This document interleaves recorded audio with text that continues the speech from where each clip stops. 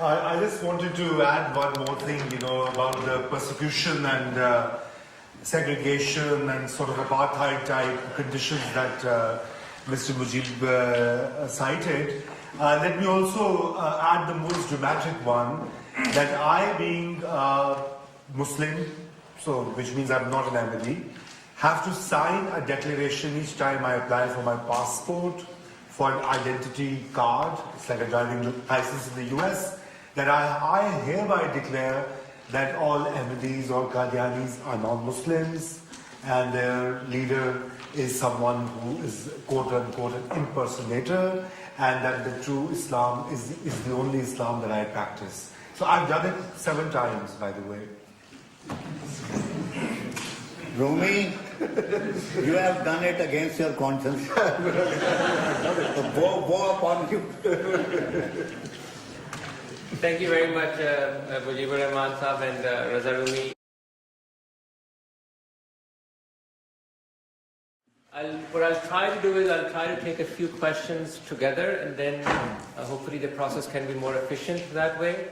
There's a lot of light in my face, but if you could just raise your hand, I'll try to take your questions.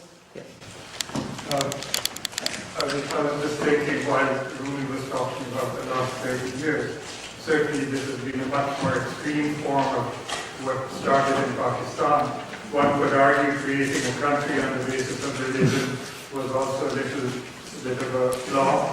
But then you go into a year and a half of Pakistan, roughly in March 1949, when the second ruler, Liaquat Ali Khan, passed a thing called the Objectives Resolution, in which the first objective, and this is what constitutions are based upon, the first objective was that sovereignty belongs to God alone. They use the word Allah, the Arabic word.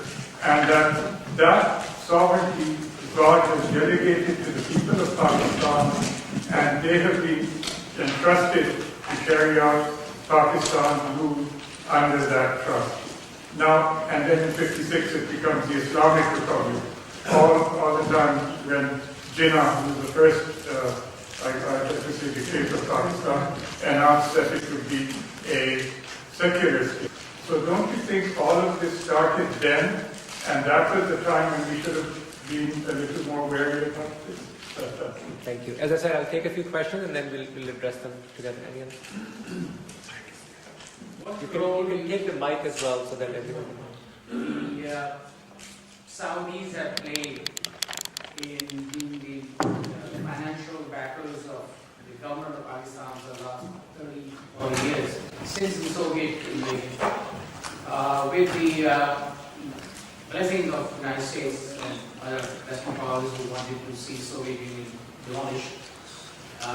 And that role has continued and is still in place, and that is why you see the kind of bigotry that they practice in their own holy land being exported, and Pakistan became a crucible and still is suffering.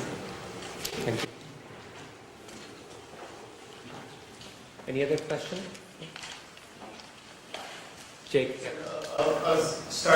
I'm a little curious. So it was not that long ago, between 1870 and 1930, that we had 3,000 people killed in the United States in kind of terrorism over a number of years that was directed at repressing a minority, mainly for economic reasons. Right? And we emerged from that period of violence into a long period of nonviolent repression, mostly. And only 30 years after that did we kind of have the political will to emerge from that deeply institutionalized exclusion of a population to something that's more solid. Right? And so I'm curious, in the case of Pakistan, what's motivating the repression? Are there kind of economic gains to be had for certain groups from the repression? Are there political gains? What's driving it? And why are we kind of lacking the political will? Or why are the Pakistanis lacking the political will to kind of change that? Right? In the U.S., there were certain key actors who emerged who took a courageous stance that cost them politically. We're not seeing that in Pakistan yet. Thank you. So we'll start with that question and I'll come back to the other two. Mujib Sahib, you want to start? Is that question directed to me or Rumi? Well, any of you could answer without... Rumi, you have something to say? Sure, let's start with Jakes. Yes. Okay. Well, I mean, I think it's a very interesting parallel that you've drawn, and but I think yes, there are definitely economic foundations of this whole hate enterprise, and conflict, has turned into an industry in Pakistan also. For, as I said, 2 decades of war generate interest in continuing the wars and other conflicts. And Mr. Mujibur Rahman was in a very idealistic manner saying that religion is not merchandise. I would disagree very, very humbly. It is in Pakistan. Religious enterprise is the most lucrative. You don't have to study anything, you don't have to do anything, you can just be a mosque leader and live a very good life. And if you pick up a gun to shoot another one, you'll also get a lot of funding, as somebody said, from Gulf states or whatever. So I think there is an economic argument. In fact, a lot of blasphemy cases against Christian communities, a lot of attacks on the Christian communities take place because the land, very precious land, expensive land, has to be vacated by scaring them away and asking them to leave so that somebody can come and actually grab that land and sell it at a very high price. But I think it's deeper than that. I think it has to do with the ideological position that Pakistan has taken. The emergence of Islamo-nationalism as Pakistan's identity. Pakistan's nationalism is like what is being a Pakistani, what is being a Pakistani nationalist, what is being a Pakistani patriot, is being a Muslim, is being a good Muslim, is being the right Muslim. And this is why, as was mentioned by a friend here on the initial contradiction that Mr. Jinnah using religion to create a state and then saying that it will be a secular state. I mean, it's an unresolved, question still. But I think an interesting anecdote here is that Mr. Jinnah belonged to the endangered community. I mean, he was from the Shia Ismaili faith. And he had also converted to Asna Ashari because he only had one daughter, and according to that sect, the daughters can inherit all the property. In other sects, it's not the case. Other uncles and men come and take the share. But his public funeral was not done according to his sect. So there were 2 funerals for Mr. Jinnah in a very nice Pakistani way. One was a private Shia funeral, attended by his friends and his family and his sister, and the larger public funeral, which was a Sunni funeral. So that contradiction and division is still there. I think what has happened is that it has to do with as you said, some courageous leaders have to stand up, some political parties have to stand up, but sadly, with each passing day, we see that all the political parties, all the leaders are actually expanding that narrative, are further deepening the ideological rot in Pakistan.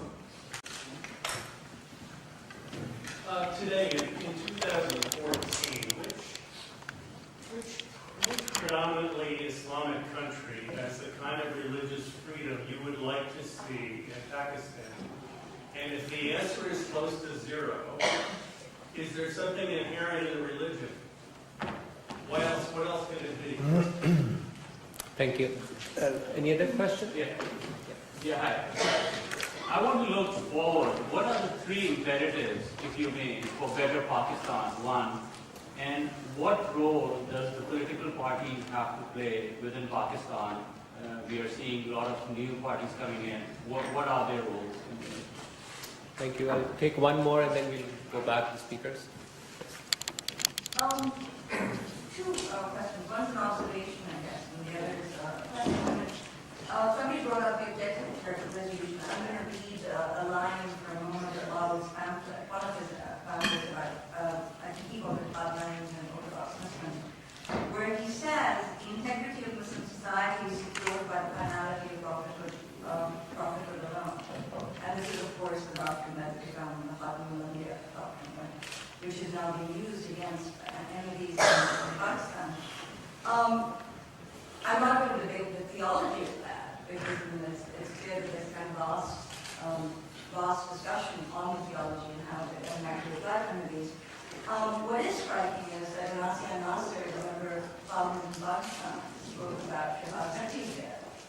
murder, she actually had to say, and I don't have it before right in front of me, that no minority would dare question the honor of the lost prophet. And that in fact that they're committed to protecting the honor, right? So, I mean, so now even a Christian has to adhere to this idea of finality of Muhammad's prophethood, which is, you know, it's a bit like Jews to Jesus, right? But the question I wanted to ask more was about, and I should say that I've argued this in great length in my own book, with a full chapter on this issue, that there's something about the conceptual boundary of Pakistan at this point, which predates both the constitutional questions and the amendment, and which has gotten bound up with the question of the finality of prophethood. That what secures the conceptual boundary of Pakistan in a certain imagination is precisely the problem of finality. Right? And he actually says, I mean, Paul says that, right? So when Moody is petitioning to have you know, the amendments in place, and when they're kind of going against all the specific entities, he's actually using the Paul's writings from that period. So the question then becomes, how much is it that question has become central to Pakistani nationalism as a whole, not just, you know, I mean, we've got new problems, but you know, how central is it to question about Pakistan? The other thing is, we're also in America, and on the one hand, the American Constitution is great. On the other hand, perhaps a better analogy for the religious question is the racial one in America. Because it does feel to me as if, you know, what we have in Pakistan as a structure of lynching, which is an informal application of a juridical structure. Right? Could I just request to keep it short? Sure, we're talking a lot about how great the American Constitution is. So what if we do a clause, for instance, in the American Constitution, where racial structures and racial kind of practices are in fact based on juridical structures? Interesting. So we have the questions, and the first one was which Islamic country has the right law? The second one was what are the 3 imperatives for better Pakistan? And the third one you heard already. So, over to you. So which one do you want me to tackle? Whichever you want to. I mean, I think the 3 imperatives that you mentioned, I mean, I'll start with that. Obviously, I think the first, I mean, the foremost thing that has to be done in Pakistan is, and I mentioned, is as well as about education. You know, both the outreach, its access, its quality, its ideological direction, its content, its application of relevance to the market. So all of these things, I mean, you know, the education sector is vital. You know, you can't have millions of kids out of the school, and you can't teach millions ideological stuff and create more and more indoctrinated people. The second one, of course, the goal of political parties is the second imperative, because I mean, if Pakistan is likely to remain as a democracy, you know, grow as a democracy, then obviously political parties will negotiate these interests. I mean, and interestingly, you know, the banning, the sort of declaration of Ahmadiyya community as non-Muslim also came through the political process. So which means that, you know, if it has to be reversed, it has to be a political bargain or a process. Because General Musharraf was personally a secular person, and you know, he had all these intentions of doing good, but he could not deliver anything except he created more and more jihadis for Pakistan and the world. And the third imperative obviously would be what Pakistan critically needs is more jobs. You know, you need millions of jobs each year with the kind of population growing and the youth bulge that it's passing through. We know if you can't keep a restive young population engaged in productive pursuits, then you don't, I mean, you can't really go forward. But whether the political parties are ready to do that or not, I mean, I think, I'm personally very, pessimistic about it because of the fact that because I've interacted with most political parties, you know, both professionally and as a journalist. I mean, I just find that they, you know, hypocrisy and two-faced behavior runs deep. So, you know, a politician would say, yes, we need to oppose this in the parliament, or we need to bring this bill. But in the next hour, you would hear that same politician in the parliament saying, well, you know, jihad is essential, and you know, or that we believe in the finality of prophethood, or the blasphemy law is so important. That the most ironic part was that when Governor Qasim was killed in January 2011 by his own guard, his political party, the Pakistan People's Party, you know, the last of the sort of centrist, liberal, whatever forces left in Pakistan, completely backed out from supporting him. They did not even mobilize 100 workers in support of or against the brutal assassination. So there was a complete dearth of political mobilization. On the other hand, whenever there is something like the YouTube blasphemous video or the Danish cartoons, you see that the militant networks and the jihadists assembling thousands and thousands of people coming and burning cinemas and destroying public property and private property. So they are the street power. And all these people who privately agree that yes, we must not be intolerant, we must not be that more bigoted, lack that, are simply afraid, because now they're afraid that their guards may just pick up the gun and say, hey, you don't believe in, you're a blasphemer? There you go. So, I mean, that's a challenge, and that's linked to the Islamic states or the Muslim states question that you raised. I mean, I think none of them is perfect, but surely, I mean, if you look at, you know, barring the intolerant instances in, you know, in places like Malaysia or Turkey, I mean, they're pretty much in Pakistani contemporary imagination, Turkey is the place to be, or the place to become, because it's like it panders to kind of a soft Islamist image and high economic growth rate or whatever. So all of Pakistan's political leaders, you know, love talking about Mr. Erdogan and following the Turkey model. But your final comment, is there something? Is there a problem with the religion? You know, I mean, I don't have the theological authority to answer that, but all I can say is, from my understanding of history, is that Islam does need its moment of reformation, and it's, you know, there was a process, and within Islam there are avenues, you know, things like ijtihad, interpretation, or ijma, through consensus, redefining or resetting the parameters of faith and practice and worship and public life. That can very much be done, but who'll bell the cat really isn't open. Yeah, I would like to make just one comment. First of all, thank you, Sadia, for coming here and from all the way. Well, I mean, I think I have a slightly different take. I think what Iqbal, the national poet of Pakistan, I mean, he's a great poet in his own right, perhaps the greatest Urdu poet of the 20th century. You know, he typifies what the dilemma that Pakistan faces as well, which is whether it is a territorial nation state or is it a transnational fortress of Ummah.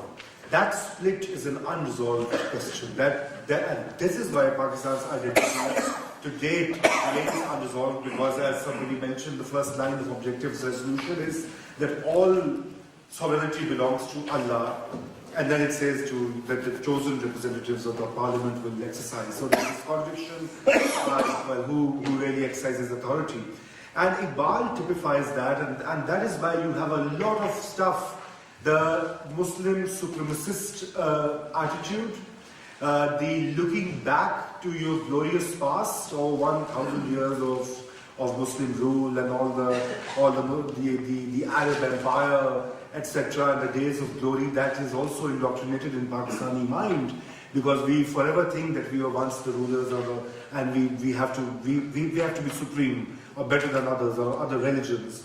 And I think the third dimension comes from a very kind of which is also the distortion by Pakistani state and apology for jihad as a state policy too. Because Mr. Iqbal kept on referring to,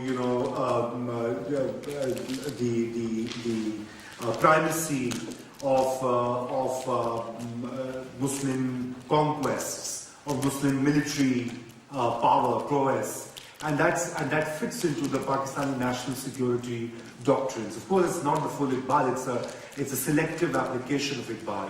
So in across Pakistan, in the military cantonments, in the textbooks, in the national security literature, you have Iqbal's references, the Shaheen, the bird that flies high, or the pure Mu'min, the pure Muslim who goes and conquers the world, which is a direct borrowing from Nietzsche's Superman.